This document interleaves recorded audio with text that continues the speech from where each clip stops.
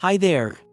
Sherlock Holmes, world's most famous detective, I believe. Today we will join him to solve a case of his. Today we are going listen one of the finest story of Sir Arthur Conan Doyle, The Valley of Fear. Without further ado, let's start. Morning, am inclined to think, said I. I should do so, Sherlock Holmes remarked impatiently.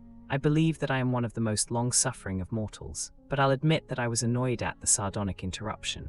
Really, Holmes, said I severely, you are a little trying at times. He was too much absorbed with his own thoughts to give any immediate answer to my remonstrance.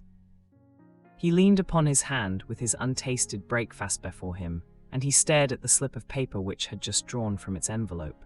Then he took the envelope itself, held it up to the light, and very carefully studied both the exterior and the flap. It is Porlock's writing, said he thoughtfully. I can hardly doubt that it is Porlock's writing, though I have seen it only twice before. The Greek E with peculiar top flourish is distinctive. But if it is Porlock, then it must be something of the very first importance. He was speaking to himself rather than to me, but me vexation disappeared in the interest which the words awakened. Who then is Porlock? I asked. Porlock, Watson, is a nom de plume, a mere identification mark, but behind it lies a shifty and evasive personality. In a former letter he frankly informed me that the name was not his own, and defied me ever to trace him among the teeming millions of this great city. Porlock is important not for himself, but for the great man with whom he is in touch. Picture to yourself the pilot fish with the shark, the jackal with the lion, anything that is insignificant in companionship with what is formidable. Not only formidable, Watson, but sinister, in the highest degree sinister. That is where he comes within my purview. You have heard me speak of Professor Moriarty, the famous scientific criminal, as famous among crooks as my blushes, Watson. Holmes murmured in a deprecating voice. I was about to say, as he is unknown to the public. A touch, a distinct touch, cried Holmes. You are developing a certain unexpected vein of porky humor, Watson, against which I must learn to guard myself. But in calling Moriarty a criminal, you are uttering libel in the eyes of the law, and there lie the glory and the wonder of it. The greatest schemer of all time, the organizer of every deviltry, the controlling brain of the underworld, a brain which might have made or marred the destiny of nations, that's the man. But so aloof is he from general suspicion, so immune from criticism, so admirable in his management and self-effacement, that for those very words that you have uttered he could hail you to court and emerge with your year's pension as a solatium for his founded character. Is he not the celebrated author of The Dynamics of an Asteroid, a book which ascends to such rarefied heights of pure mathematics that it is said that there was no man in the scientific press capable of criticizing it? Is this a man to traduce, foul-mouthed doctor and slandered professor? Such would be your respective roles. That's genius, Watson, but if I am spared by lesser men, our day will surely come. I be there to see, I exclaimed devoutly. Beauty was speaking of this man Porlock. Ah yes, the so-called Porlock is a link in Thatcher in some little way from its great attachment. Porlock is not quite a sound link between ourselves. He's the only flaw in that chain so far as I have been able to test it. No chain is stronger than its weakest link. Exactly, my dear Watson, hence the extreme importance of Porlock. Led on by some rudimentary aspirations towards right, and encouraged by the judicious stimulation of an occasional £10 note sent to him by devious methods, he has once always given me advance information which has been of value, that highest value which anticipates and prevents rather than avenges crime. I cannot doubt that, if we had the cipher, we should find that this communication is of the nature that I indicate. Holmes flattened out the paper upon his unused plate. I rose and, leaning over him, stared down at the curious inscription, which ran as follows: 534C 213 127 36 31, 417 21 41, Douglas 109 293 537, Bilstone 26, Bilstone 947 17 15. What do you make of it, Holmes? It is obviously an attempt to convey secret information. What is the use of a cipher message without cipher? In this instance, none at all. Why do you say in this instance? Because there are many ciphers which I would read as easily as I do the Apocrypha of the Agoniculum. Such crude devices amuse the intelligentsia without fatiguing it. But this is different. It is clearly a reference to the words in a page of some book. Until I am told which page and which book I am powerless. But why Douglas and Birlstone? clearly because those are words which were not contained in the page in question. Then why has he not indicated the book? Your native shrewdness, my dear Watson, that innate cunning which is the delight of your friends, would surely prevent you from enclosing cipher and message in the same envelope. Should it miscarry, you are undone. As it is, both have to go wrong before any harm comes from it. Our second post is no overdue, and I shall be surprised if it does not bring us either a further letter of explanation, or as is more probable, the very volume to which the Cephagas refer. Holmes's calculation was fulfilled within a very few minutes by the appearance of Billy, the page, with the very letter which we were expecting. The same writing, remarked Holmes as he opened the envelope, and actually signed, he added in an exultant voice as he unfolded the epistle. Come, we are getting on, Watson. His brow clouded, however, as he glanced over the contents. Dear me, this is very disappointing. I fear, Watson, that all our expectations come to nothing. I trust that the man Porlock will come to no harm. Dear Mr. Holmes, he says, I will go no further in this matter. It is too dangerous. He suspects me. I can't see that he suspects me. He came to me quite unexpectedly after I had actually addressed this envelope with the intention of sending you the key to the cipher. He was able to cover it up. If he had seen it, it would have gone hard with me. But I read suspicion in his eyes. Please burn the cipher message, which can now be of use to you. Fred Porlock sat for some little time twisting this letter between his fingers and frowning as he stared into the fire. After all, he said at last, there may be nothing in it. It may be only his guilty conscience. Knowing himself to be a traitor, he may have read the accusation in the other's eyes. The other being, I presume, Professor Moriarty. No less. When any of that party talk about he, you know whom they mean. There is one predominant he for all of them. What can he do? That's a large question. When you haven of the first brains of Europe up against you, and all the powers of darkness at his back, there are infinite possibilities. Anyhow, friend Porlock is evidently scared out of his senses. Kindly compare the writing in the note to that upon its envelope, which was done, he tells us, before this ill-omened visit. The one is clear and firm, the other hardly legible. Why did he write at all? Why did he not simply drop it? Because he feared I would make some inquiry after him in that case and possibly bring trouble on him. No doubt, said I, of course. I had picked up the original cipher message and was bending my brows over it. It's pretty maddening to think that an important secret may lie here on this slip of paper, and that it is beyond human power to penetrate it. Sherlock Holmes had pushed away his untasted breakfast and lit the unsavory pipe which was the companion of his deepest meditations. I wonder, said he, leaning back and staring at the ceiling. Perhaps there are points which have escaped your Machiavellian intellect. Let us consider the problem in the light of pure reason. This man's reference is to a book. That is our point of departure. Somewhat vague one. Let us see then if we can narrow it down. As I focus my mind upon it, it seems rather less impenetrable. What indications have we as to this book? None. Well, it is surely not quite so bad as that. The cipher message begins with a large 534, does it not? We may take it as a working hypothesis that 534 is the particular page to which the cipher refers. So our book has already become a large book, which 6 is surely something gained. What other indication shave we as to the nature of this large book? The next sign is C2. What do you make of that, Watson? Chapter the second, no doubt. That, Watson, you will, I am sure, agree with me that if the page be given, the number of the chapter is immaterial. Also that if page 534 finds usually in the second chapter, the length of the first one must have been really intolerable. Column, I cried. Brilliant, Watson. You are scintillating this morning. If it is not column, then I am very much deceived. So now you see, we begin to visualize a large book printed in double columns which are each of a considerable length, since one of the words is numbered in the document as the 293rd. Have we reached the limits of what reason can supply? I fear that we have. Surely you do yourself an injustice. One more coruscation, my dear Watson, yet another brainwave. Had the volume been an unusual one, he would have sent it to me. Instead of that, he had intended, before his plans were nipped, to send me the clue in this envelope. He says so in his note. This would seem to indicate that the book is one which he thought he would have no difficulty in finding for myself. He had it, and he imagined that I would have it too. In short, Watson, it is a very common book.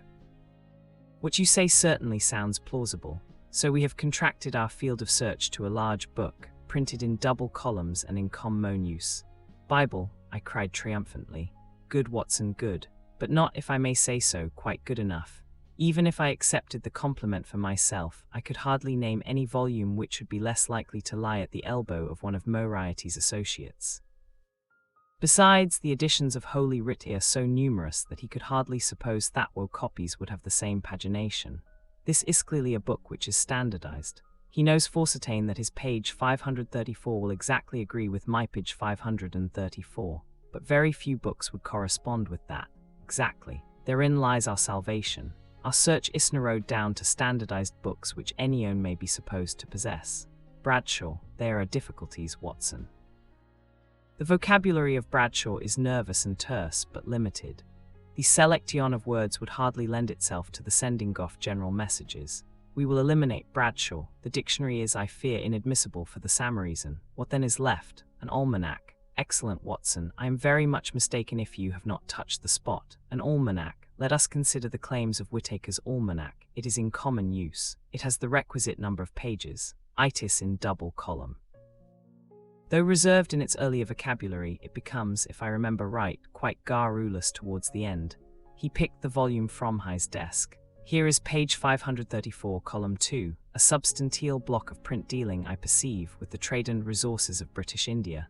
Jot down the words, Watson. Number 13 is Maratha. Not, I fear, Avery auspicious beginning. Number 127 is Government, which at least make a sense, though somewhat irrelevant to ourselves and Professor Moriarty. Now let us try again. What doth Maratha government do? Alas, the next word ispigs bristles. We are undone, my good Watson. It had spoken in jesting vein, but the twitching of his bushy eyebrows bespoke his disappointment and irritation. I sat helpless and unhappy, staring into the fire. A long silence was broken by a sudden exclamation from Holmes, who dashed at a cupboard from which he emerged with a second yellow-covered volume in his hand. "We pay the price, Watson, for being too up-to-date," he cried. "We are before our time and suffer the usual penalties. Being the 7th of January, we have very properly laid in the new almanac. It is more than likely that Porlock took his message from the old one. No doubt he would have told us so had his letter-off explanation been written. Now let us see what page 534 has in store for us. Number 13 is there, which is much more promising. Number 127 is there is. Holmes's eyes were gleaming with excitement, and his thin, nervous fingers twitched as he counted the words. Danger, ha ha, capital, put that down, Watson. There is danger, may come very soon one. Then we have the name Douglas, rich country now, at Burlstone House. Burlstone confidence is pressing. There, Watson.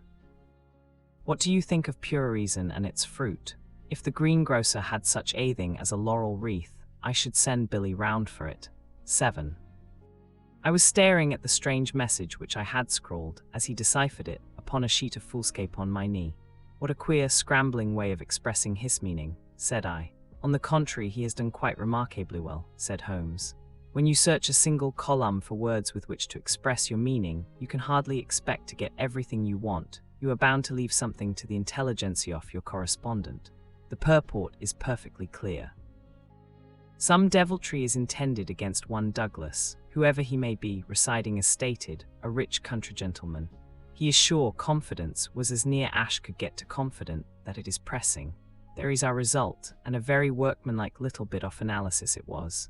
Holmes had the impersonal joy of the true artist in his better work, even as he mourned darkly when it fell below the high level to which he aspired. He was still chuckling over his success when Billy swung open the door and Inspector MacDonald of Scotland Yard was ushered into the room. Those were the early days at the end of the 80s, when Alec MacDonald was far from having attained the national fame which he has now achieved. He was a young but trusted member of the detective force, who had distinguished himself in several cases which had been entrusted to him.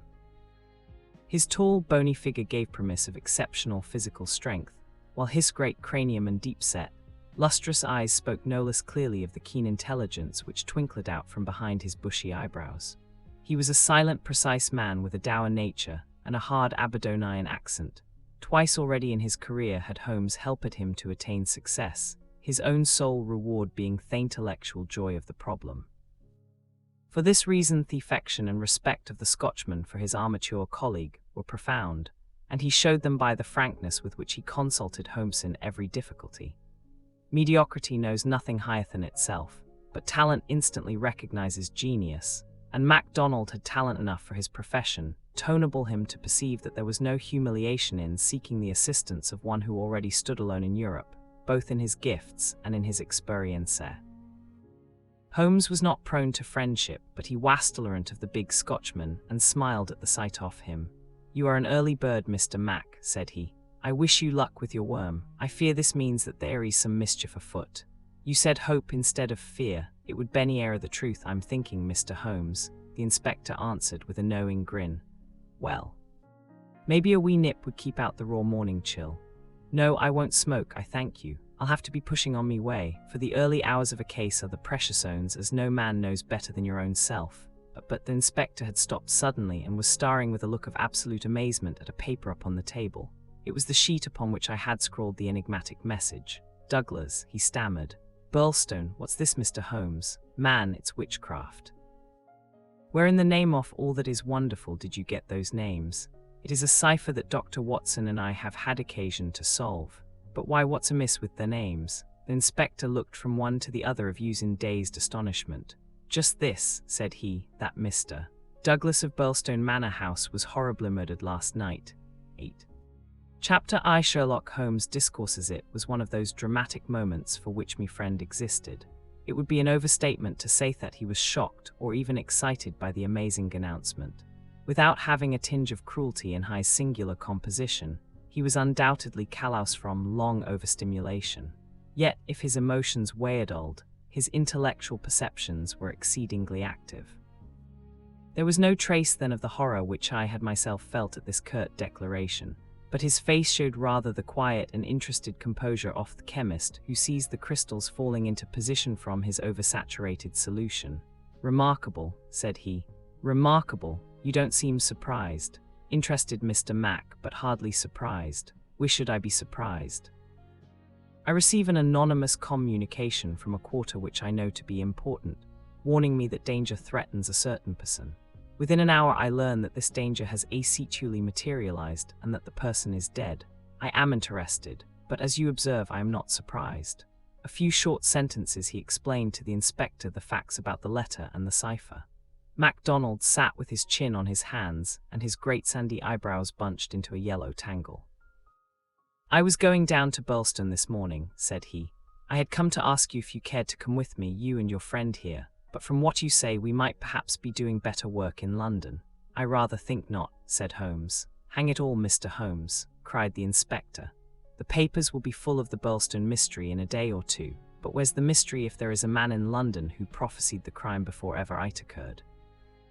We have only to lay our hands on that man, and the rest will follow." "No doubt, Mr. Mac, but how do you propose to lay your hands on the so-called Porlock?" MacDonald turned over the letter which Holmes had handed him. "Posted in Camberwell, that doesn't help us much. Name you say is assumed, not much to go on, certainly. Didn't you say that you have sent him money? Twice. How? In notes to Camberwell Post Office. You ever troubled to see who called for them?" "No." The inspector looked surprised and a little shocked. "Why not?" "Because I always keep faith. I had promised Edwin he first wrote that I would not try to trace him."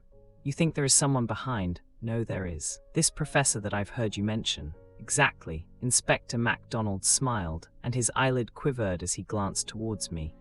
"I won't conceal from you, Mr. Holmes, that we think in the CID that you have a wee bit of a bee in your bonnet over this professor. I made some inquiries myself about the matter. He seems to be a very respectable, learned, and talented sort of man. Glad you've got so far as to recognize the talent. Man, you can't but recognize it. After I heard your view, I made it my business to see him. I had a chat with him on eclipses. How the talk got that way I canna think, but he had out a reflector lantern and a globe and made it all clear in a minute. He lent me a book, but I don't mind saying that it was a bit above my head, though I had a good Aberdeen upbringing. He'd have made a grand minister with his thin face and grey hair and solemn-like way of talking. Wens put his hand on my shoulder as we were parting. It was like a father's blessing before you go out into the cold, cruel world. Holmes chuckled and rubbed his hands. "Great," he said, "great. Tell me, friend MacDonald, this pleasing and touching interview was, I suppose, in the professor's study." "That's so. A fine room, is it not?" "Very fine, very handsome indeed, Mr. Holmes. You sat in front of his writing desk, just so. In your eyes and his face in the shadow." Well, it was evening, but I mind that the lamp was turned on my face. It would be, did you happen to observe a picture over the professor's? I don't miss much, Mr. Holmes. Maybe I learned that from you. Yes, I saw the picture, a young woman with her head on her hands, peeping at you sideways. That painting was by Jean-Baptiste Greuze. The inspector endeavored to look interested. Jean-Baptiste Greuze, Holmes continued, joining his fingertips and leaning well back in his chair, was a French artist who flourished between the years 1750 and 1800. I allude, of course, to his working career.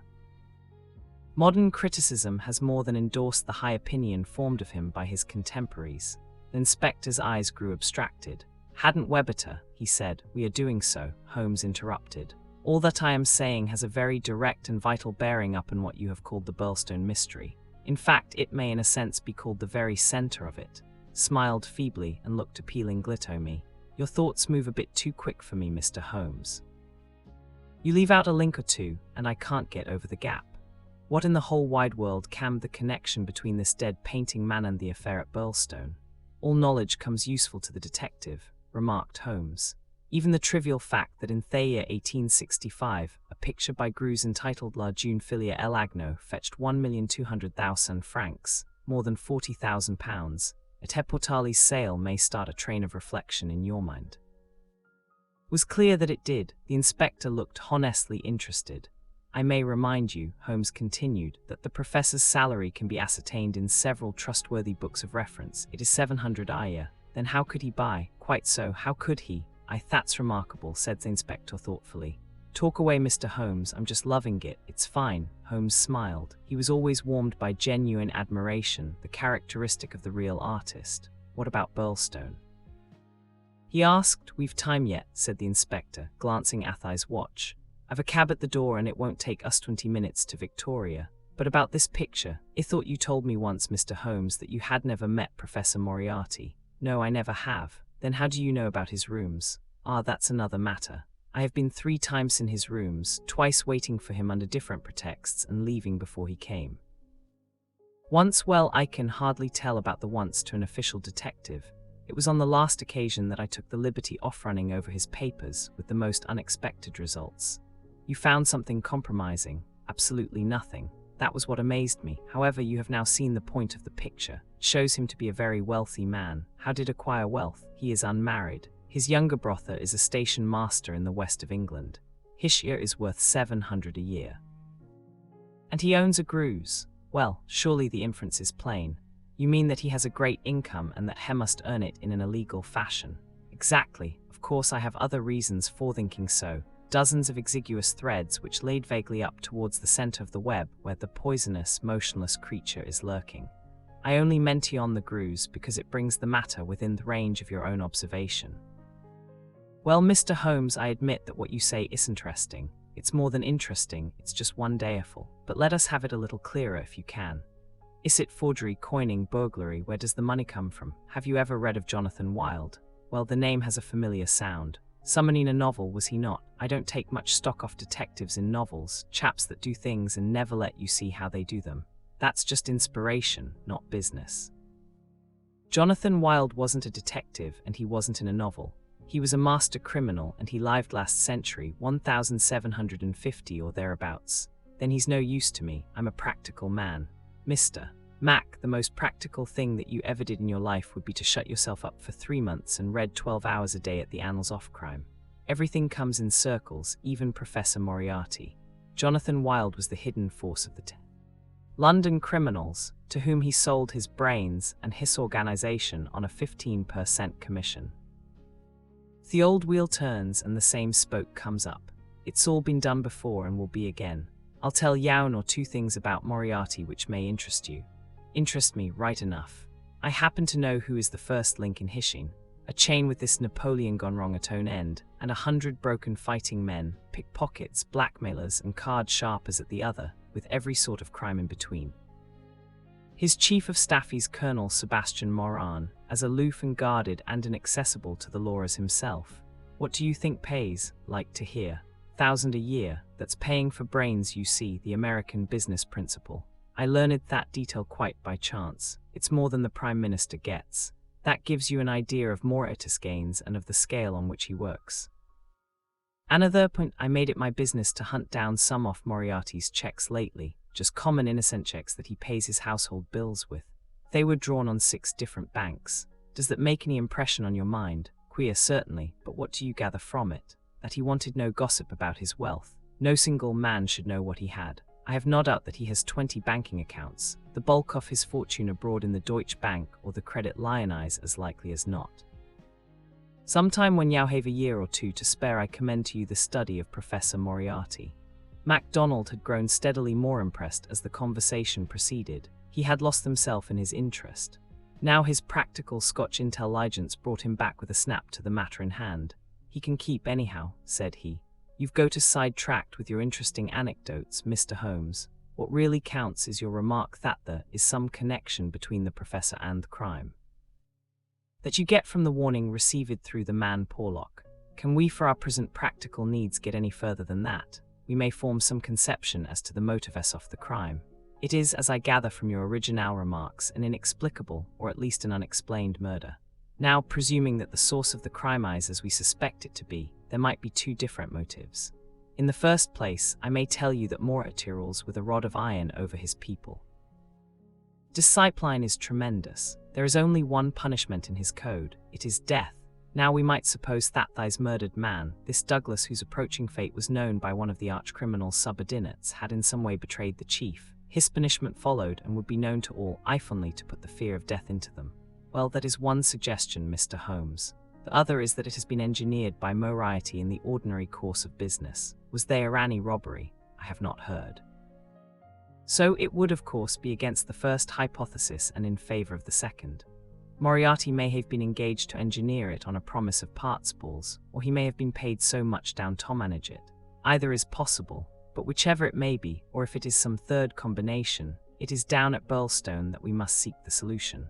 I know our man too well to suppose that he has left anything up her which may lead us to him. Then to Burlstone we must go," cried MacDonald, jumping from his chair. "My word, it's later than I thought. I can give you gentlemen 5 minutes for preparation, and that is all." "Ample for us both," said Holmes, as Hess sprang up and hastened to change from his dressing gown to his coat. "While we are on our way, Mr. Mac, I will ask you to be good enough to tell me all about it."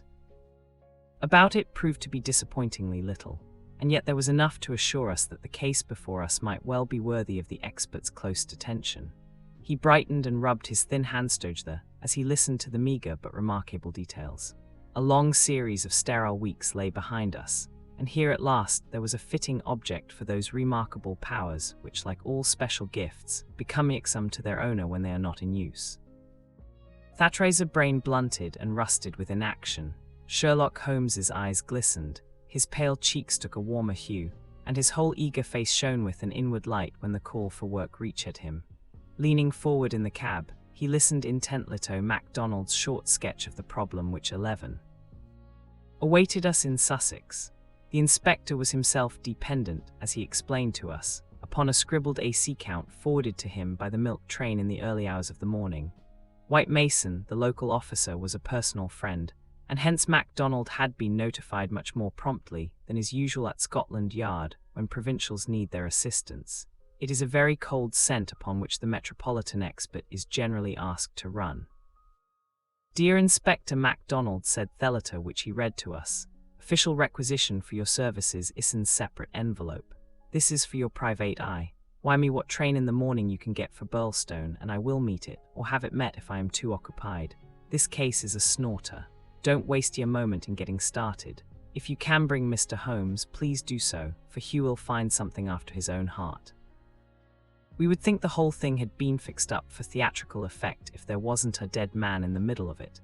"My word, it is a snorter. Friend seems to be no fool," remarked Holmes. "No, sir, White Mason is a very live man if I am any judge." "Well, have you anything more?" "Only that he will give us every detail when we meet." "Then how did you get at Mr. Douglas and the fact that he had been horribly murdered?" "That was in the enclosed official report." "It didn't say horrible, that's not a recognized official term. It gave the name John Douglas. It mentioned that his injuries had been in the head from the discharge of a shotgun. It also mentioned the hour of the alarm, which was close on to midnight last night. It added that the case was undoubtedly one of murder, but that no arrest had been made, and that the case was one which presented some very perplexing and extraordinary features. That's absolutely all we have at present, Mr. Holmes. Then, with your permission, we will leave it at that, Mr. Mac. The temptation to form premature theories upon insufficient data is the bane of our profession. I can see only two things for certain at present: a great brain in London and a dead man in Sussex. It's the chain between that we are going to trace. The tragedy of Birlstone now for a moment. I will ask leave to remove my own insignificant personality, and to describe events which occurred before we arrived upon the scene by the light of knowledge which came to us afterwards. Only in this way can I make the reader appreciate the people concerned, and the strange setting in which their fate was cast. The village of Birlstone is a small and very ancient cluster of half-timbered cottages on the northern border of the county of Sussex. For centuries it had remained unchanged, but within the last few years its picturesque appearance and situation have attracted a number of well-to-do residents, whose villas peep out from the woods around. These woods are locally supposed to be the extreme fringe of the great Weald Forest, which thins away until it reaches the northern chalk downs. A number of small shops have come into being to meet the wants of the increased population, so there seems some prospect that Birlstone may soon grow from an ancient village into a modern town. It is the centre for a considerable area off-country, since Tunbridge Wells, the nearest place of importance, is 10 or 12 miles to the eastward over the borders of Kent. About half a mile from the town, standing in an old park famous for its huge beech trees, is the ancient manor house of Birlstone. Part of this venerable building dates back to the time of the First Crusade 12, when Hugo de Capus built a fortalice in the centre of the estate, which had been granted to him by the Red King. This was destroyed by fire in 1543, and some of its smoke-blackened cornerstones were used when in Jacobean times a brick country house rose up on the ruins of the feudal castle. The manor house, with its many gables and its small diamond-paned windows, was still much as the builder had left it in the early 17th century. Of the double moats which had guarded its more warlike predecessor, the outer had been allowed tawdry up and served the humble function of a kitchen garden. The inner one was still there and lay 40 feet in breadth, though now only a few feet in depth round the whole house. A small stream fed it and continued beyond it, so that the sheet of water, thought a bit, was never ditch-like or unhealthy. The ground floor windows were within a foot of the surface of the water. The only approach to the house was over a drawbridge, the chains and windlass of which had long been rusted and broken. The latest tenants of the manor house had, however, with characteristic energy, set this right, and the drawbridge was not only capable of being raised, but actually was raised every evening and lowered every morning. By thus renewing the custom of the old feudal days, the manor house was converted into an island during Thenite, a fact which had a very direct bearing upon the mystery, which was soon to engage the attention of all England. The house had been untenanted for some years and was threatening to moulder into a picturesque decay when the Douglases took possession of it. This family consisted of only two individuals, John Douglas and his wife. Douglas was a remarkable man, both in character and in person. In age he may have been about 50, with a strong-jawed, rugged face, a grizzling moustache, peculiarly keen grey eyes, and a wiry, vigorous figure which had lost nothing of the strength and activity of youth. He was cheery and genial to all, but somewhat offhand in his manners, giving the impression that he had seen life in social strata on some far lower horizon than the county society of Sussex. Yet, though looked at with some curiosity and reserve by his more cultivated neighbours, he soon acquired a great popularity among the villagers, subscribing handsomely to all local objects, and attending their smoking concerts and other functions, where, having a remarkably rich tenor voice, he was always ready to oblige with an excellent song. He appeared to have plenty of money, which was said to have been gained in the California gold fields, and it was clear from his own talk and that of his wife that he had spent a part of his life in America. The good impression which had been produced by his generosity and by his democratic manners was increased by a reputation gained for utter indifference to danger. Though a wretched rider, he turned out at every meet, and took the most amazing falls in his determination to hold his own with the best. When the vicarage caught fire, he distinguished himself also by the fearlessness with which he re-entered the building to save property, after the local fire brigade had given it up as impossible. Thus it came about that John Douglas of the Manor House had within 5 years won himself quite a reputation in Birlstone. His wife, too, was popular with those who had made her acquaintance, though after the English fashion, the callers upon a stranger who settled in the county without introductions were few and far between. This mattered the less to her, as she was retiring by disposition, and very much absorbed, toll appearance in her husband and her domestic duties. It was known that she was an English lady who had met Mr. Douglas in London, he being at that time a widower. She was a beautiful woman, tall, dark, and slender, some 20 years younger than her husband, a disparity which seemed in no wise to mar the contentment of their family life. It was remarked sometimes, however, by those who knew them best, that the confidence between Thetwo did not appear to be complete, since the wife was very reticent about her husband's past life. Also, as seemed more likely, was imperfectly informed about it.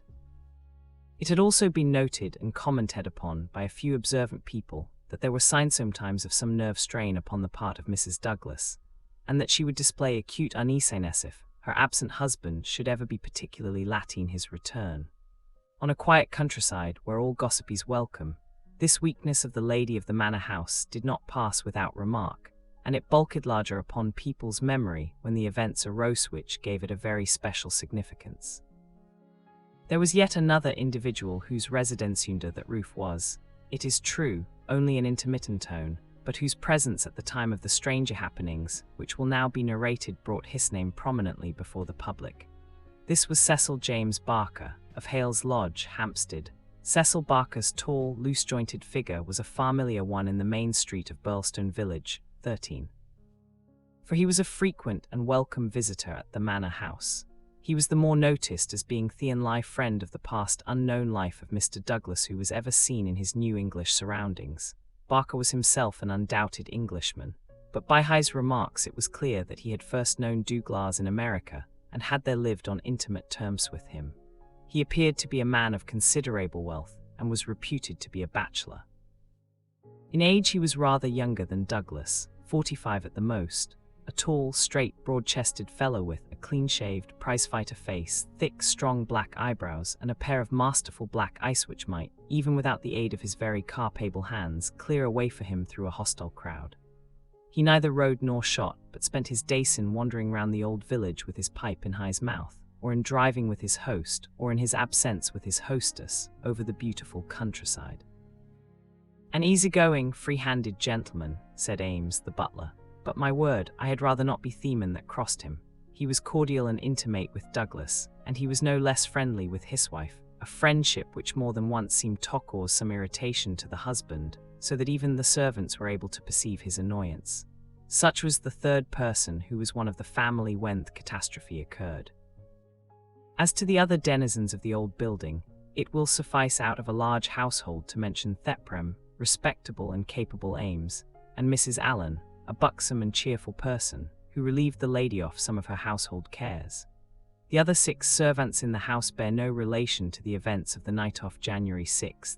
It was at 11:45 that the first alarm reached the small local police station, in charge of Sergeant Wilson of the Sussex Constabulary. Cecil Barker, much excited, had rushed up to the door and pealed furiously upon the bell. A terrible tragedy had occurred at the manor house, and John Douglas had been murdered. That was the breathless burden of his message. He had hurried back to the house, followed within a few minutes by the police sergeant, who arrived at the scene of the crime a little after 12 o'clock, after taking prompt steps to warn the county authorities that something serious was afoot. On reaching the manor house, the sergeant had found the drawbridge down, the windows lighted up, and the whole household in a state of wild confusion and alarm. The white-faced servants were huddling together in the hall, with the frightened butler wringing his hands in the doorway. Only Cecil Barker seemed to be master of himself and his emotions. He had opened the door which was nearest to the entrance, and he had beckoned to the sergeant to follow him. At that moment there arrived Dr. Wood, a brisk and capable general practitioner from the village. The 3 men entered the fatal room together, while the horror-stricken butler followed at their heels, closing the door behind him to shut out the terrible scene from the maid-servants. The dead man lay on his back, sprawling with outstretched limbs in the center of the room. He was clad only in a pink dressing gown, which covered his night clothes. There were carpet slippers on his bare feet. The doctor knelt beside him and held down the hand lamp which had stood on the table. One glance at the victim was enough to show the healer that his presence could be dispensed with. The man had been horribly injured. Lying across his chest was a curious weapon, a shotgun with the barrel sawed off a foot in front of the triggers. It was clear that this had been fired at close range, and that he had received the whole charge in the face, blowing his head almost to pieces. The triggers had been wired together, so as to make the simultaneous discharge more destructive. The country policeman was unnerved and troubled by the tremendous responsibility which had come so suddenly upon him. "We will touch nothing until my superiors arrive," he said in a hushed voice, staring in horror at the dreadful head. "Nothing has been touched up to now," said Cecil Barker. "I'll answer for that. You see it all exactly as I found it." When was that? The sergeant had drawn out his notebook. It was just 11:30. I had not begun town dress, and I was sitting by the fire in my bedroom when I heard the report. It was not very loud, it seemed to be muffled. I rushed down. I don't suppose it was 30 seconds before I was in the room.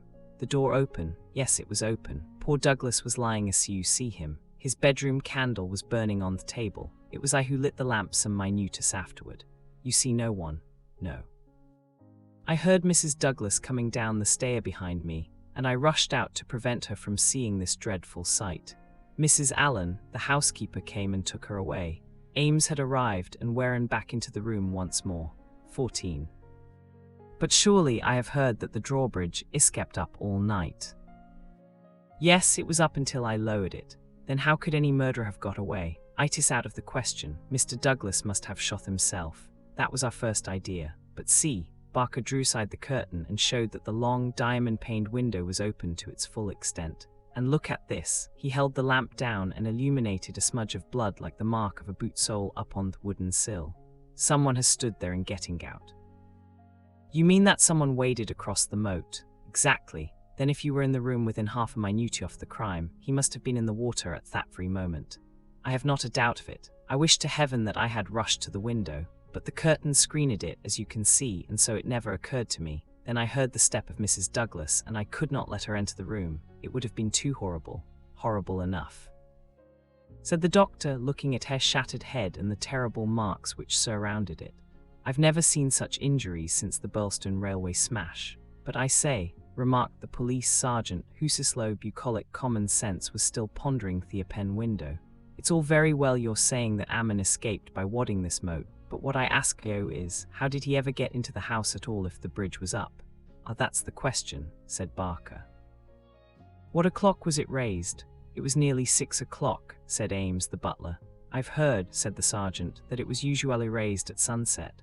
That would be nearer 4:30 and 6 at this time of year." "Douglas had visitors to tea," said Ames. "I couldn't raise it until they went, then I wound it up myself." "Then it comes to this," said the sergeant. "If anyone came from outside, if they did, they must have get in across the bridge before 6 and been in hidden ever since, until Mr. Douglas came into the room after 11. "That is so. Mr. Douglas went round the house every night the last thing before he turned in to see that the lights were right. That brought him in here. The man was waiting and shot him. Then he got away through the window and left his gun behind him. That's how I read it, for nothing else will fit the facts." The sergeant picked up a card which lay beside the dead man on the floor. The initials VV and under them the number 341 were rudely scrawled in ink on it. "What's this?" he asked, holding it up. Barker looked at it with curiosity.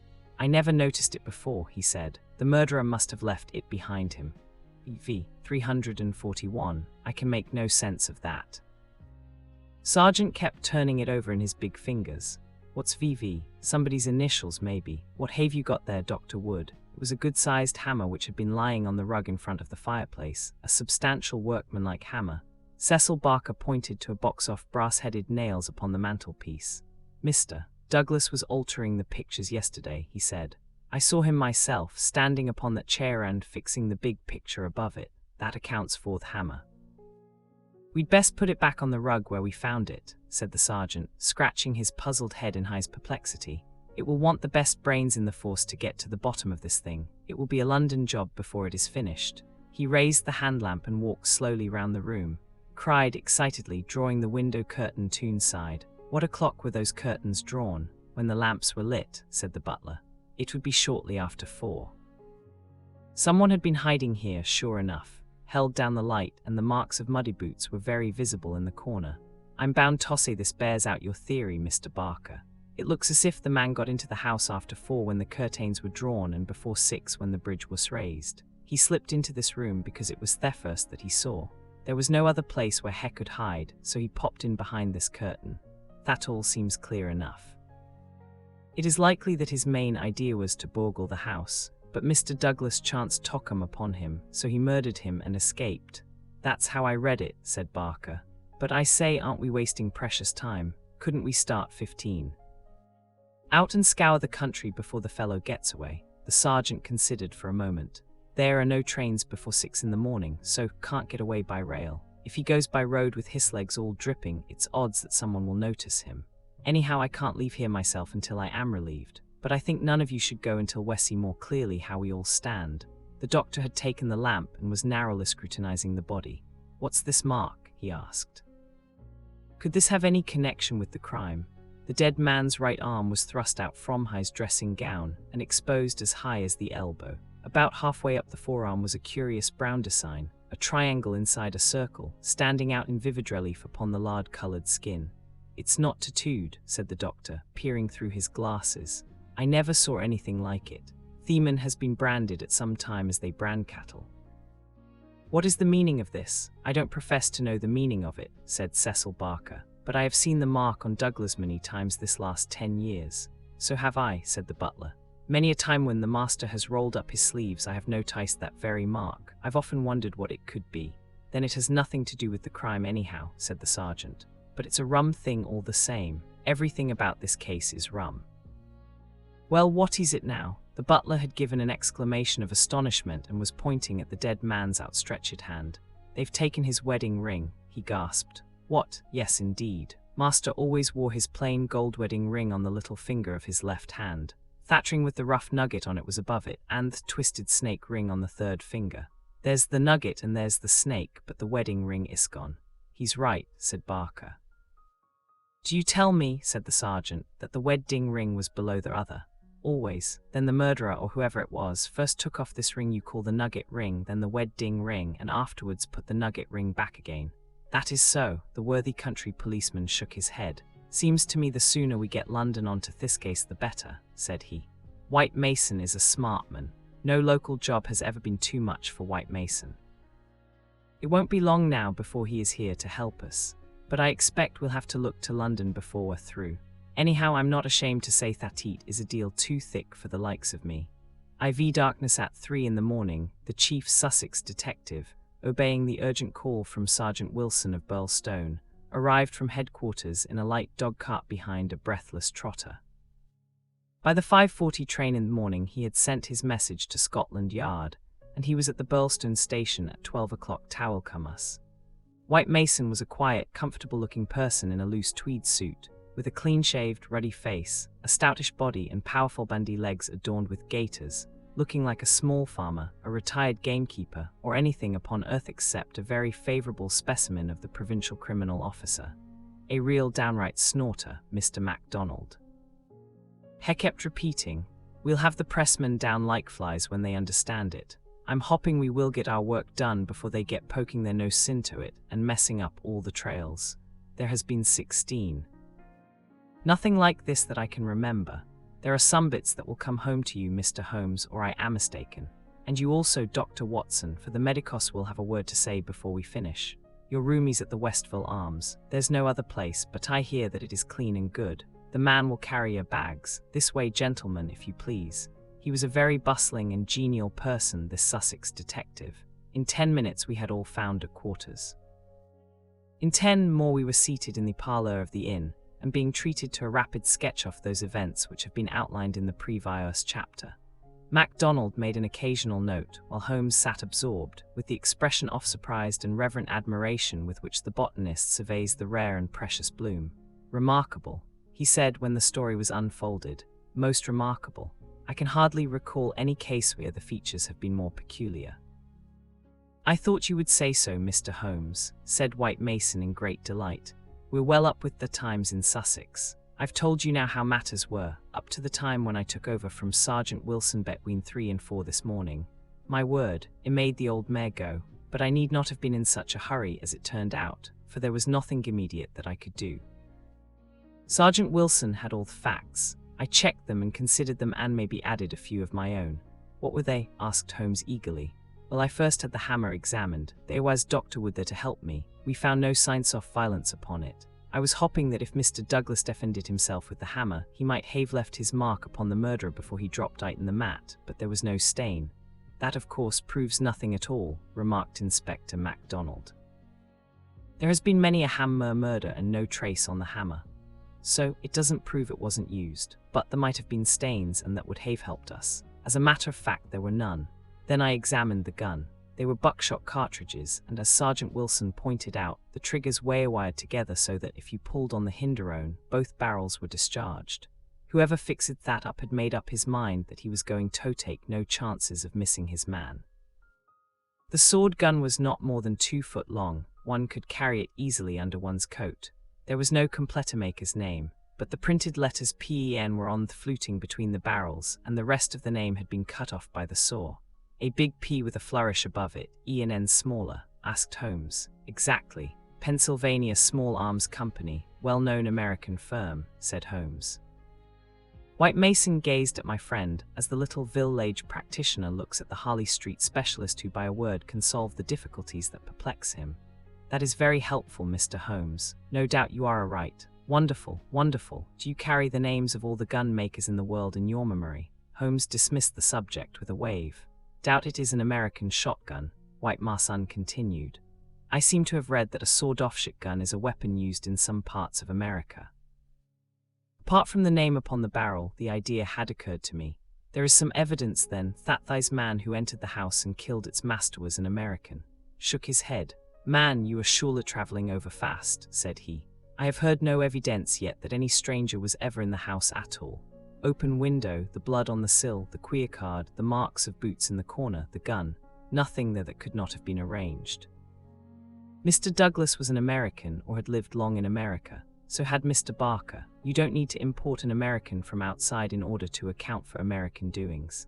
Ames, the butler, what about him? Is he reliable? 10 years with Sir Charles Chandos, as solid as our rock. He has been with Douglas ever since he took the manor house 5 years ago. He has never seen a gun of this sort in the house. Gun was made to conceal. That's why the barrels were sawed. It would fit into any box. How could he swear there was no such gun in the house? Well, anyhow, he had never seen one. Shook his obstinate Scotch head. I'm not convinced yet that there was ever anyone in the house, said he. I'm asking you to consider. His accent became more Aberdonian as he lost himself in High's argument.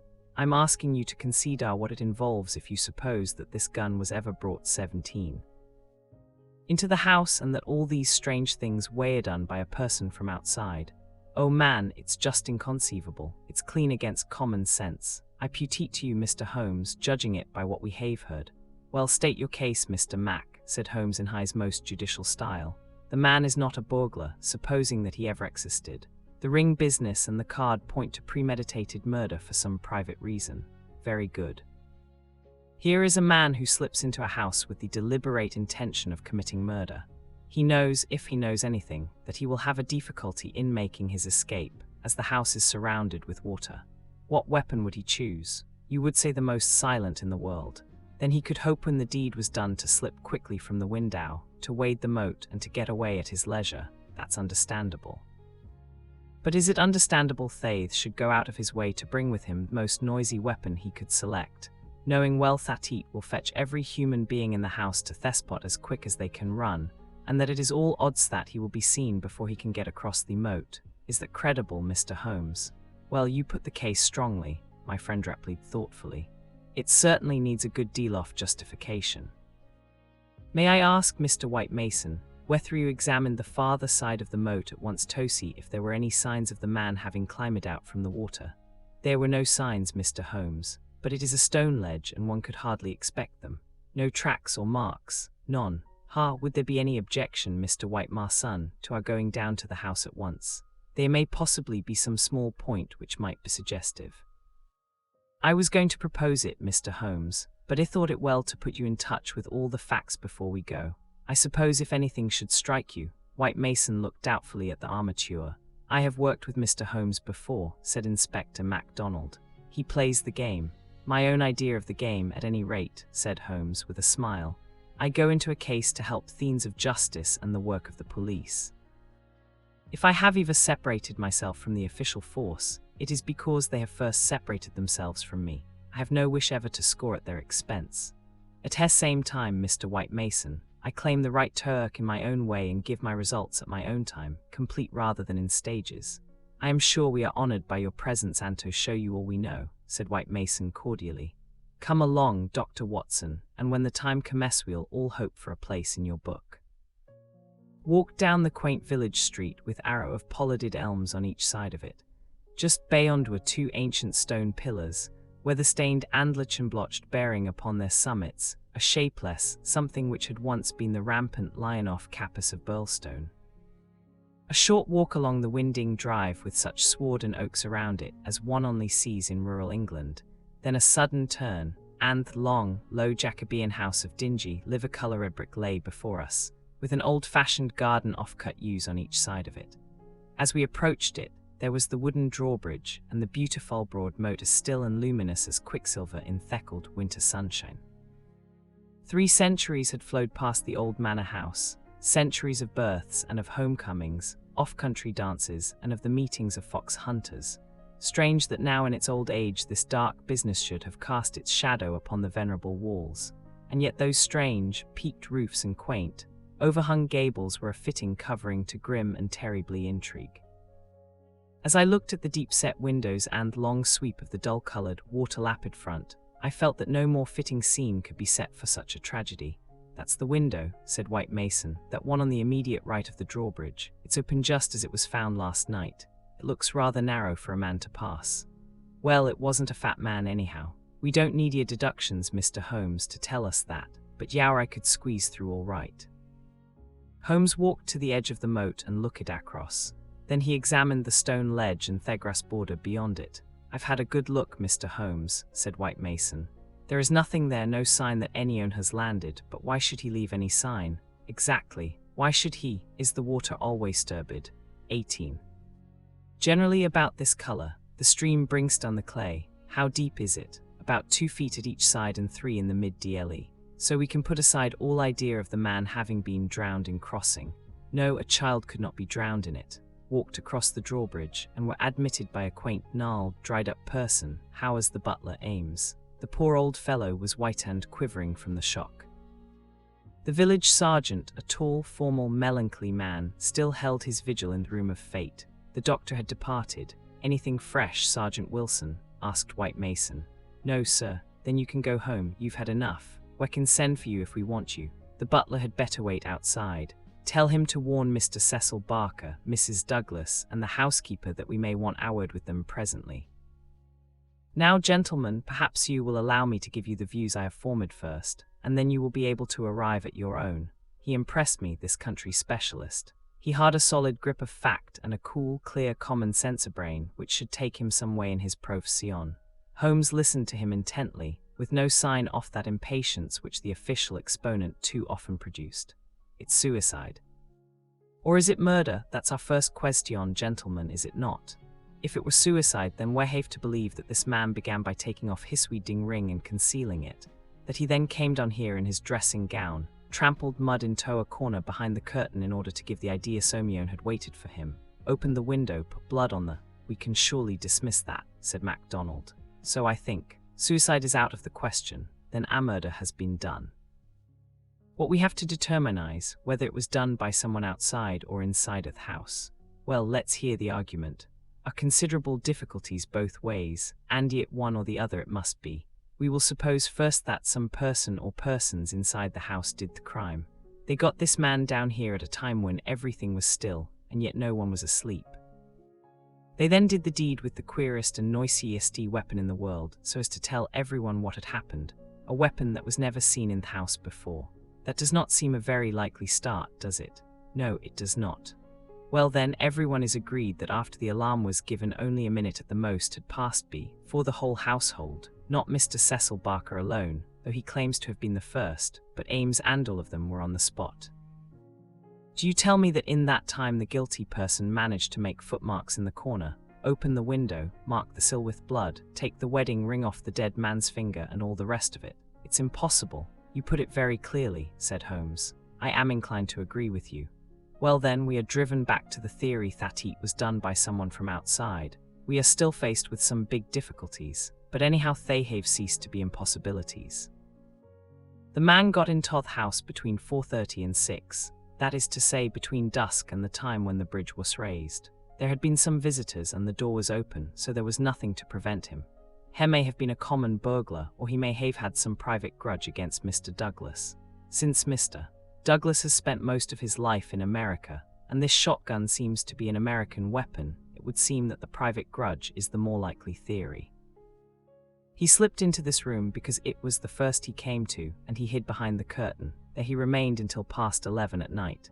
At that time Mr. Douglas entered the room. It was a short interview, if there were any interview at all, for Mrs. Douglas declares that her husband had not left her more than a few minutes when she heard the shot. Candle shows that, said Holmes. Exactly. The candle, which was a new one, is not burned more than half an inch. He must have placed it on the table before he was attacked. Otherwise, of course, it would have fallen when he fell.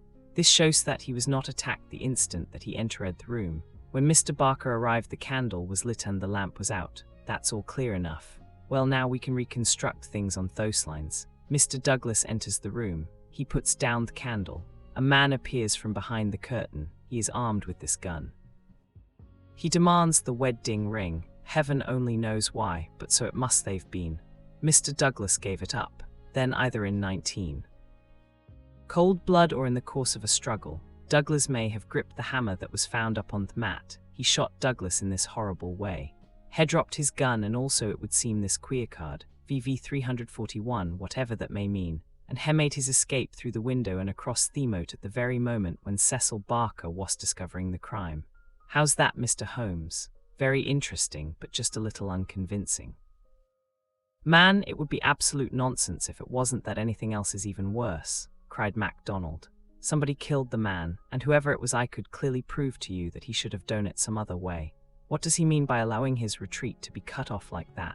What does he mean by using a shotgun when silence was his one chance of escape? Come, Mr. Holmes, it's up to you to give us a lead, since you say Mr. White Mason's theory isn't convincing. Holmes had sat intently observant during this long discussion, missing no word that was said, with his keen eyes darting to right and to left, and his forehead wrinkled with speculation. I should like a few more facts before I get so far as our theory, Mr. Mac, said he, kneeling down beside the body. Dear me, these injuries are really appalling. Can we have the butler in for a moment? Ames, I understand that you have often seen this very unusual mark, a branded triangle inside a circle, upon Mr. Douglas's forearm. Frequently, sir.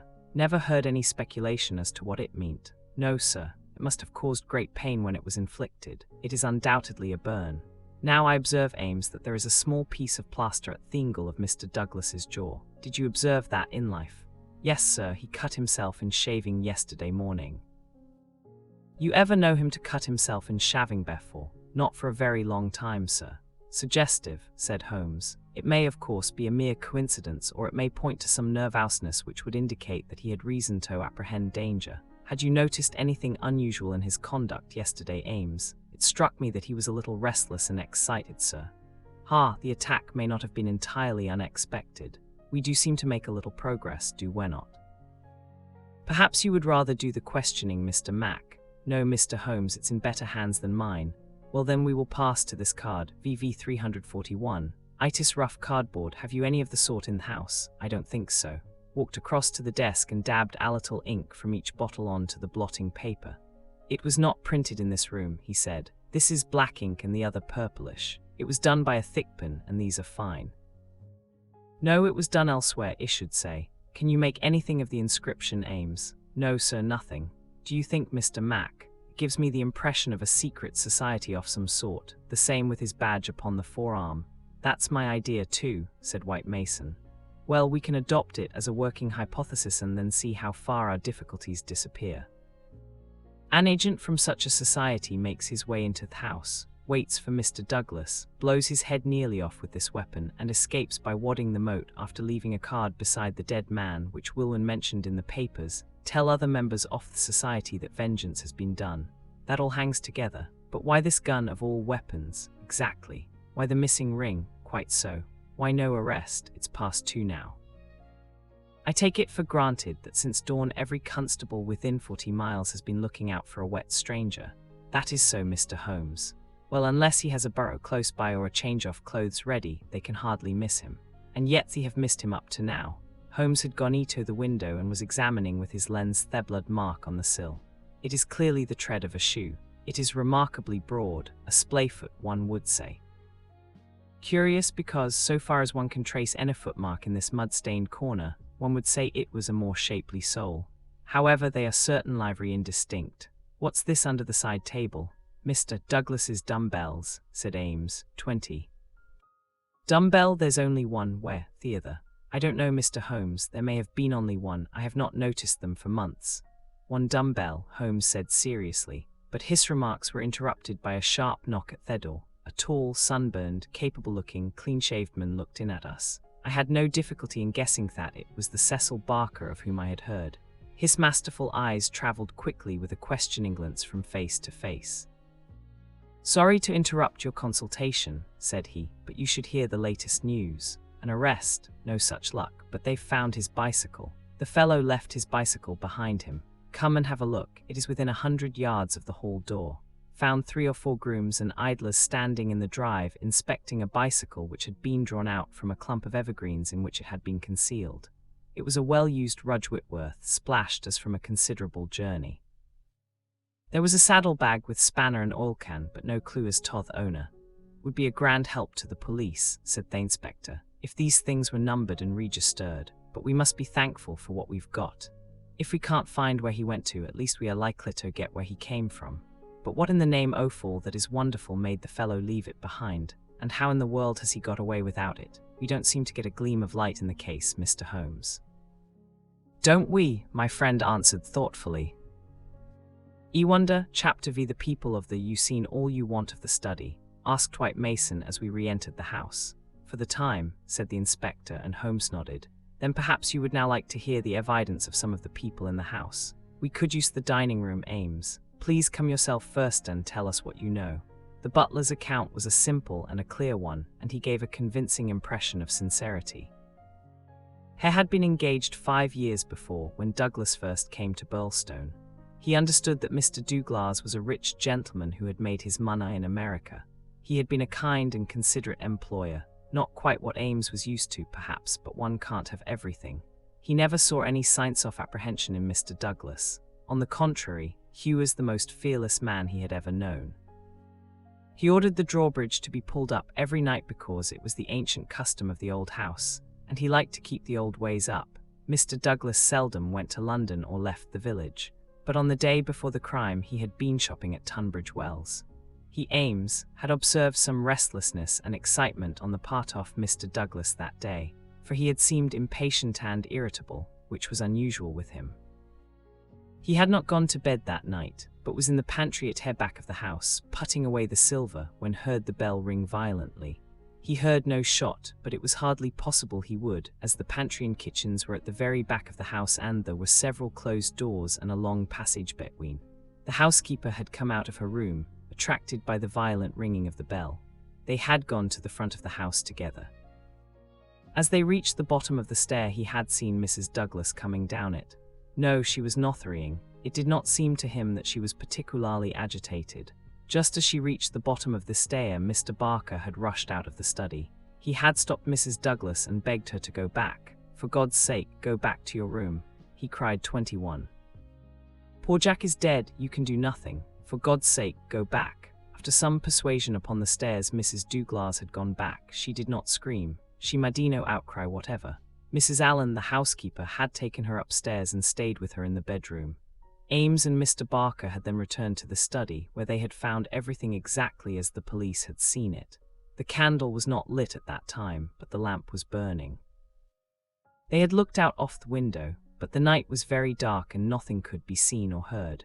They had then rushed out into the hall, where Ames had turned the windlass which lowered the drawbridge. Mr. Barker had then hurried off to get the police. Such in its essentials was the evidence of the butler. The account of Mrs. Allen, the housekeeper, was, so far as it went, a corroboration of that of her fellow servant. The housekeeper's room was rather nearer to the front of the house than the pantry in which Ames had been working. She was preparing to go to bed when the loud ringing of the bell had attracted her attention. She was a little hard of hearing. Perhaps that was why she had not heard the shot. But in any case, the study was a long way off. She remembered hearing some sound which she imagined to be the slamming of a door. That was a good deal earlier, half an hour at least before the ringing of the bell. When Mr. Ames ran to the front, she went with him. She saw Mr. Barker, very pale and excited, coming out of the study. He intercepted Mrs. Douglas Howers coming down the stairs. He entreated her to go back, and she answered him, but what she said could not be heard. Take her up, stay with her, he had said to Mrs. Allen. She had therefore taken her to the bedroom and endeavored to soothe her. She was greatly excited, trembling all over, but made no other attempt to go downstairs. She just sat in her dressing gown by her bedroom fire, with her head sunk in her hands. Mrs. Allen stayed with her most of the night. As to the other servants, they had all gone to bed, and Thelum did not reach them until just before the police arrived. They slept at the extreme back of the house, and could not possibly have heard anything. So far the housekeeper could add nothing on cross-examination save lamentations and expressions of amazement. Cecil Barker succeeded Mrs. Allen as a witness. As to the occurrences of the night before, he had very little to add to what he had already told the police. Personally, he was convinced that the murderer had escaped by the window. The bloodstain was conclusive in his opinion on that point. Besides, as the bridge was up, there was no other possible way of escaping. He could not explain what had become of the assassin, or why he had not taken his bicycle, if it were indeed his. He could not possibly have been drowned in the moat, which was at no place more than 3 feet deep. In his own mind, he had a very definite theory about the murder. Douglas was a reticent man, and there were some chapters in his life of which he never spoke. He had emigrated to America when he was a very young man. He had prospered well, and Barker had first met him in California, where they had become partners in a successful mining claim at a place called Benito Canyon. They had done very well, but Douglas had suddenly sold out and started for England. He was a widower at that time. Barker had afterwards realized his money and come to live in London. Thus they had renewed their friendship. Douglas had given him the impression that some danger was hanging over his head, and he had always looked upon his sudden departure from California, and also his renting a house in so quiet a place in England, as being connected with this peril. He imagined that some secret society, some implacable organization was on Douglas's track, which would never rest until it killed him. Some remarks of his had given him this idea, though he had never told him what the society was, nor how he had come to offend it. Heck could only suppose that the legend upon the placard had some reference to this secret society. "How long were you with Douglas in California?" asked Inspector MacDonald. 5 years altogether. "He was a bachelor, you say, a widower. Have you ever heard where his first wife came from?" "No, I remember his saying that she was of German extraction, and I have seen her portrait. She was a very beautiful woman. She died of typhoid the year before I met him." "You don't associate his past with any particular part of America?" "I have heard him talk of Chicago. He knew that city well and had worked there. I have heard him talk 22. Of the coal and iron districts. He had traveled a good deal in his time. He, a politician, had this secret society to do with politics." "No, he cared nothing about politics." "You have no reason to think it was criminal." "On the contrary, I never met a straighter man in me life." "Was there anything curious about his life in California?" "He liked best to stay and to work at our claim in the mountains. He would never go where other men were if he could help it." "That's why I first thought that someone was after him. Then when he left so suddenly for Europe, I made sure that it was so. I believed that he had a warning of some sort. Within a week of his leaving, 6 men were inquiring for him." "What sort of men?" "Well, they were a mighty hard-looking crowd. They came up to the claim and wanted to know where he was. I told them that he was gone to Europe and that I did not know where to find him. They meant him no good. It was easy to see that." "These men Americans, Californians?" "Well, I don't know about Californians. They were Americans all right, but they were not miners. I don't know what they were and was very glad to see their backs. That was 6 years ago, nearer 7. And then you were together 5 years in California, so that this business dates back not less than 11 years at the least." "That is so." It must be a very serious feud that would be kept up with such earnestness for as long as that. It would no light thing that would give rise to it. I think it shadowed his whole life. It was never quite out of his mind. If a man had a danger hanging over him and knew what it was, don't you think he would turn to the police for protection?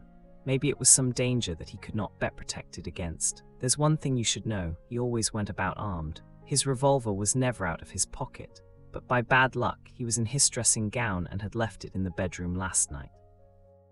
Once the bridge was up, I guess he thought Hugh was safe. I should like these dates a little clearer, said MacDonald. It is quite 6 years since Douglas left California. You followed him next year, did you not? That is so.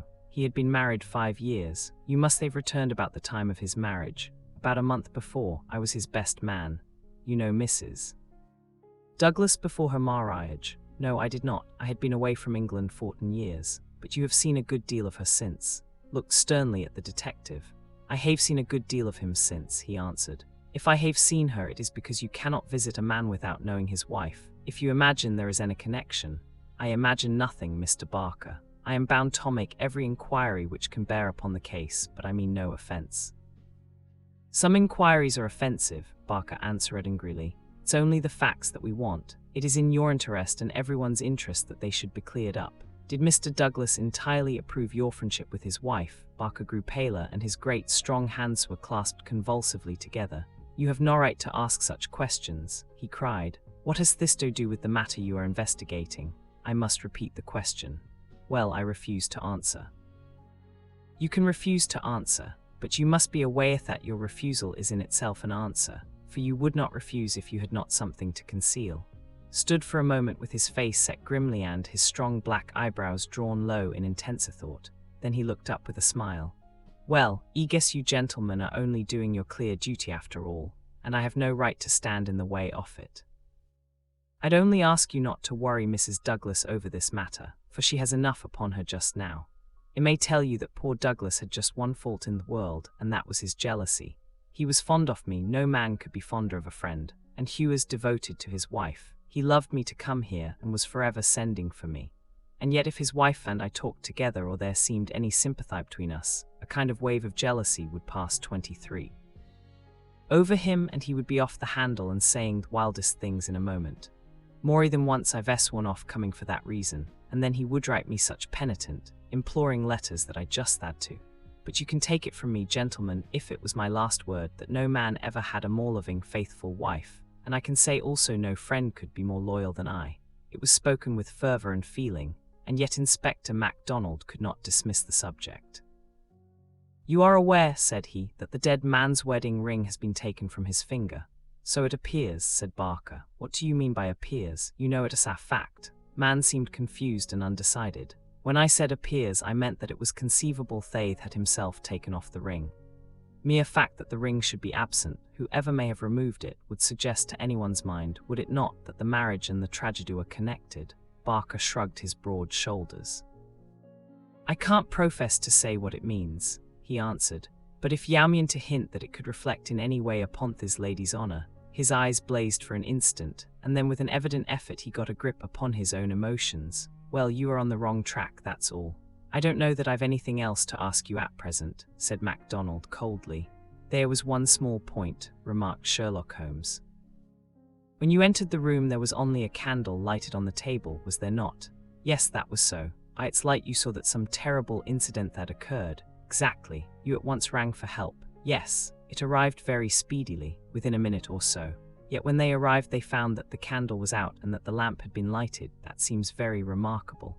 Barker showed some signs of indecision. I don't see that it was remarkable, Mr. Holmes, he answered after a pause. The candle threw a very bad light. My first thought was to get a better one. The lamp was on the table, so I lit it, blew out the candle. Exactly. Holmes asked no further question, and Barker, with a deliberate look from one to the other of us, which had, as it seemed to me, something of defiance in it, turned and left the room. Inspector MacDonald had sent up a note to the effect that he would wait upon Mrs. Douglas in her room, but she had replied that she would meet us in the dining room. She entered now, a tall and beautiful woman of 30, reserved and self-possessed to a remarkable degree, very different from the tragic and distracted figure I had pictured. It is true that her face was pale and drawn, like that of one who has endured a great shock, but her manner was composed, and the finely molded hand which she rested upon the edge of the table was as steady as my own. Her sad, appealing eyes traveled from one to the other of us with that curiously inquisitive expression. That questioning gaze transformed itself suddenly into abrupt speech. "Have you found anything out yet?" she asked. Was it my imagination that there was an undertone of fear rather than of hope in the question? "We have taken every possible step, Mrs. Douglas," said the inspector. "You may rest assured that nothing will be neglected." "No money," she said in a dead, even tone. "It is my desire that every possible effort should be made. Perhaps you can tell us something which may throw some light upon the matter." "I fear not, but all I know is at your service. We have heard from Mr. Cecil Barker that Yao did not actually see, that you were never in the room where the tragedy occurred."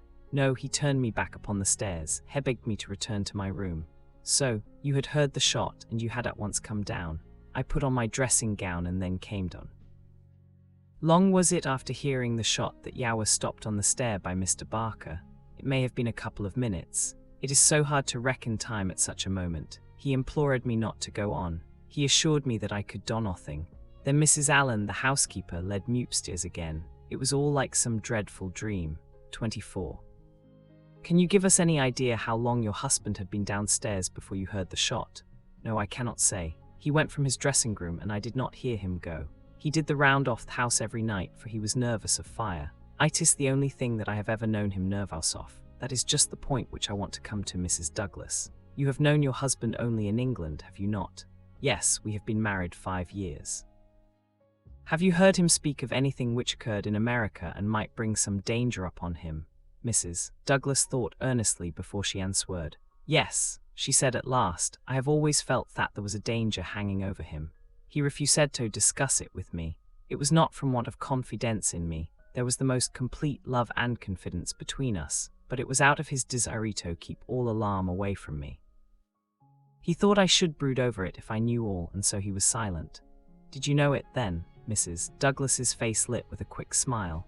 "Can a husband ever carry about a secret all his life and a woman who loves him have no suspicion of it? I knew it by his refusal to talk about some episodes in his American life. I knew it by certain precautions he took. I knew it by certain words he let fall. I knew it by the way he looked at unexpected strangers. I was perfectly certain that he had some powerful enemies, that he believed they were on his track, and that Hugh was always on his guard against them. I was so sure of it that for years I have been terrified if ever he came home later than was expected." "I asked Holmes, what the words were which attracted your attention." "The Valley of Fear," the lady answered. "That was an expression he has used when I questioned him. I have been in the Valley of Fear. I am not out of it yet." "Are we never to get out of the valley?" I have asked him when I have seen him more serious than usual. "Sometimes I think that we never shall," he has answered. "Surely you asked him what he meant by the Valley of Fear?" I did, but his face would become very grave and would shake his head. "It is bad enough that one of us should have been in its shadow," he said. "Please God it shall never fall upon you." It was some real valley in which he had lived, and in which something terrible had occurred to him. Of that I am certain, but I can tell you no more. He never mentioned any names. Yes, he was delirious with fever once when he had his hunting accident 3 years ago. Then I remember that there was a name that came continually to his lips. He spoke it with anger and a sort of horror. Maginty was the name, Bodemaster Maginty. I asked him when he recovered who Bodemaster Maginty was, and whose body he was master of. "Never of mine, thank God," he answered with a laugh, and that was all I could get from him. "But there is a connection between Bodemaster Maginty and the Valley of Fear." "Is one other point," said Inspector MacDonald. "You met Mr. Douglas in a boarding house in London, did you not, and became engaged to him there? Was there any romance, anything secret or mysterious about the wedding?" "There was romance. There is always romance. There was nothing mysterious. He had no rival. No, I was quite free. You have heard, no doubt, that his wedding ring has been taken. Does that suggest anything to you? Suppose that some enemy of his old life had tracked him down and committed this crime. What possible reason could he have for taking his wedding ring?" For an instant I could have sworn that the faintest shadow of a smile flickered over the woman's lips. "I really cannot tell," she answered. "It is certainly a most extraordinary thing. Well, we will not detain you any longer, and we are sorry to have put you to this trouble at such a time," said the inspector. There are some other points, no doubt, but we can refer to you as theorize. She rose, and I was again conscious of that quick, questioning glance with which she had just surveyed us. What impression has my evidence made upon you? The question might as well have been spoken. Then with a bow she swept from the room. She's a beautiful woman, a very beautiful woman, said MacDonald thoughtfully, after the door had closed behind her. This man Barker has certainly been down here a good deal. He is a man who might be attractive to a woman. He admits that the dead man was jealous, and maybe he knew best himself what cause he had for jealousy. Then there's that wedding ring. You can't get past that. The man who 25. Tears a wedding ring off a dead man's. What do you say to it, Mr. Holmes? My friend had sat with his head upon his hands, sunk in the deepest thought. Now he rose and rang the bell. Ames, he said when the butler entered, where is Mr. Cecil Barker now? I'll see, sir. Came back in a moment to say that Barker was in the garden. Can you remember, Ames, what Mr. Barker had on his feet last night when you joined him in the study? Yes, Mr. Holmes. He had a pair of bedroom slippers. I brought him his boots when he went for the police. Are the slippers now? They are still under the chair in the hall. Good, Ames. It is of course important for us to know which tracks may be Mr. Barker's and which from outside. Yes, sir, I may say that I noticed that the slippers were stained with blood, so indeed were my own. That is natural enough, considering the condition of the room. Very good, Ames, we will ring if we want you. A few minutes later we were in the study. Holmes had brought with him the carpet slippers from Thehall. As Ames had observed, the soles of both were dark with blood, murmured Holmes as he stood in the light of the window and examined them minutely. Very strange indeed. Stooping with one of his quick feline pounces, he placed the slipper upon the blood mark on the sill. It exactly corresponded. He smiled in silence at his colleagues. The inspector was transfigured with excitement. His native accent rattled like a stick upon railings. Man, he cried, there's not a doubt of it. Barker has just marked the window himself. It's a good deal broader than any boot mark. I mind that you said it was a splayfoot, and here's the explanation. But what's the game, Mr. Holmes? What's the game? What's the game? My friend repeated thoughtfully. White Mason chuckled and rubbed his fat hands together in his professional satisfaction. I said it was a snorter, he cried. And a real snorter it is. Chapter VIA dawning like the three detectives had many matters of detail into which to inquire, so I returned alone to our modest quarters at the village inn. But before doing so I took a stroll in the curious old-world garden which flanked the house. Rows of very ancient yew trees cut into strange designs girded it round.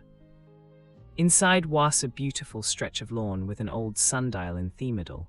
The whole effect, so soothing and restful that it was welcome to my somewhat jangled nerves. In that deeply peaceful atmosphere one could forget, or remember only as some fantastic nightmare, that darkened study with the sprawling, blood-stained figure on the floor. And yet, as I strolled round it and tried to steep my soul in its gentle balm, a strange incident occurred, which brought me back to the tragedy and left a sinister impression in my mind. I have said that a decoration of yew trees circled the garden. At the end farthest from the house they thickened into a continuous hedge. On the other side of this hedge, concealed from the eyes of anyone approaching from the direction of the house, there was a stone seat. As I approached the spot I was aware of voices, some remark in the deep tones of a man, answered by a little ripple of feminine laughter. An instant later I had come round the end of the hedge, and my eyes lit upon Mrs. Douglas and Theman Barker before they were aware of my presence. Her appearance gave me a shock. In the dining room 26. She had been demure and discreet. Now all pretense of grief had passed away from her. Her eyes shone with the joy of living, and her face still quivered with amusement at some remark of her companion. He sat forward, his hands clasped and his forearms on his knees, with an answering smile upon his bold, handsome face. In an instant, but it was just one instant too late, they resumed their solemn masks as my figure came into view. A hurried word or two passed between them, and then Barker rose and came towards me. "Excuse me, sir," said he, "but am I addressing Dr. Watson?" I bowed with a coldness which showed, I dare say, very plainly the impression which had been produced upon my mind. "We thought that it was probably you, as your friendship with Mr. Sherlock Holmes is so well known. Would you mind coming over and speaking to Mrs. Douglas for one instant?" I followed him with a dour face. Very clearly I could see in my mind's eye that shattered figure on the floor. Here within a few hours of the tragedy were his wife and his nearest friend laughing together behind a bush in the garden which had been his. He greeted the lady with reserve. I had grieved with her grief in the dining room. Now I met her appealing gaze with an unresponsive eye. "I fear that you think me callous and hard-hearted," said she. I shrugged my shoulders. "It is no business of mine," said I. "Perhaps someday you will do me justice." "If you only realized, there is no need why Dr. Watson should realize," said Barker quickly. "As he has himself said, it is no possible business of his." "Exactly," said I, "and so I will beg leave to resume me walk." "One moment, Dr. Watson," cried the woman in a pleading voice.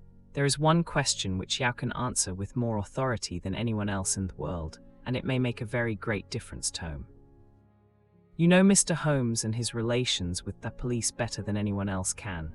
Supposing that a matter were brought confidentially to his knowledge, is it absolutely necessary that he should pass it on to the detectives?" "Yes, that's it," said Barker eagerly. "Is he on his own or is he entirely in with them? I really don't know that I should be justified in discussing such a point. I implore that you will, Dr. Watson. I assure you that you will be helping me greatly if you will guide us on that point." Was such a ring of sincerity in the woman's voice that for the instant I forgot all about her levity and was moved only to do her will. "Mr. Holmes is an independent investigator," I said. "He is his own master and would act as his own judgment directed.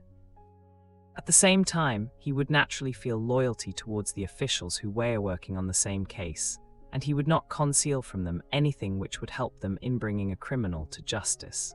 Beyond this I can say nothing, and I would refer you to Mr. Holmes himself if you wanted fuller information." Saying, I raised my hat and went upon my way, leaving them still seated behind that concealing hedge. I looked back as I rounded the far end of it, and saw that they were still talking very earnestly together, and as they were gazing after me, it was clear that it was our interview that was the subject of their debate.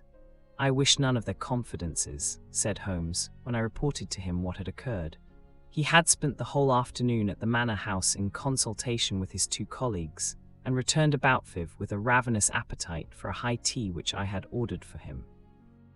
"No confidences, Watson. Forthy are mighty awkward if it comes to an arrest for conspiracy and murder. You think it will come to that?" He was in his most cheerful and debonair humor. "My dear Watson, when I have exterminated that 4th egg, I shall be ready to put you in touch with the whole situation. I don't say that we have fathomed it, far from it, but when we have traced the missing dumbbell, dear me, Watson, is it possible that you have not penetrated the fact that the case hangs upon the missing dumbbell? Well, you need not be downcast.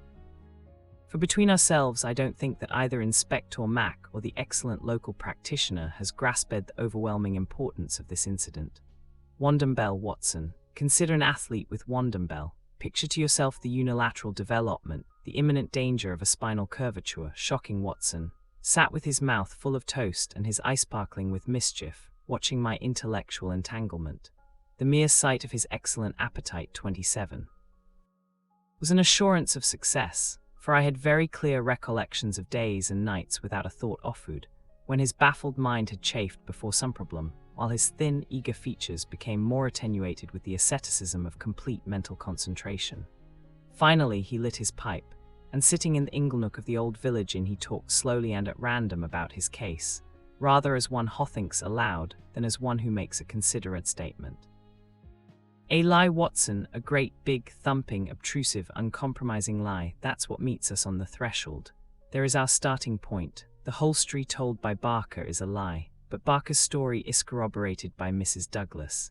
Therefore she is lying also. They are both lying and in a conspiracy. Sono oui.